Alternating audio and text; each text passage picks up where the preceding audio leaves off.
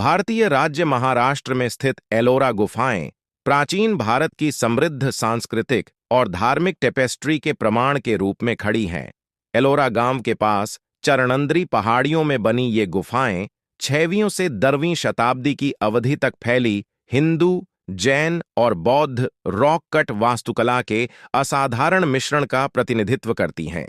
गुफाएं अपनी जटिल नक्काशी, भव्य मूर्तियों और धार्मिक परंपराओं की व्यापक विविधता के लिए प्रसिद्ध हैं। विरासत और महत्व। एलोरा गुफाओं की विरासत उनकी स्थापत्य भव्यता से भी आगे तक फैली हुई है। ये साइट प्राचीन भारत में पनपे सांस्कृतिक, धार्मिक और कलात्मक आदान प्रदान के इतिहास के रूप में कार्य करती है। एक ही परिसर में हिंदू, बौद्ध और जैन तत्वों का संश्लेषण सहिष्णुता और समावेशिता की भावना को दर्शाता है, जो इस क्षेत्र की ऐतिहासिक समृद्धि के दौरान विशेषता थी। गुफाएं दुनिया भर के विद्वानों, इतिहासकारों, पुरातत्वविदों और कला प्रेमियों के लिए प्रेरणा का स्रोत हैं।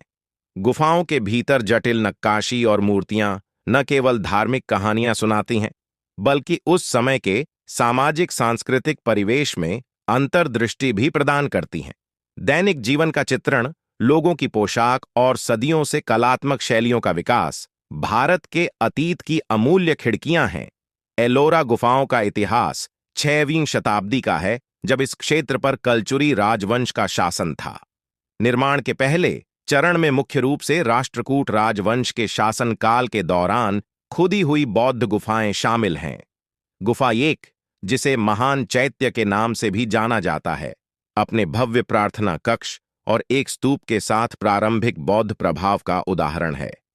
इस काल के मठों और विहारों में सादगी और ध्यान के स्थानों पर ध्यान केंद्रित किया गया है। 8वीं और 8वीं शताब्दी के दौरान राजा दंतिदुर्ग और उनके उत्तराधिकारियों के शासन के तहत हिंदू राष्ट्रकूट राजवंश ने एलोरा तक अपना संरक्षण बढ़ाया।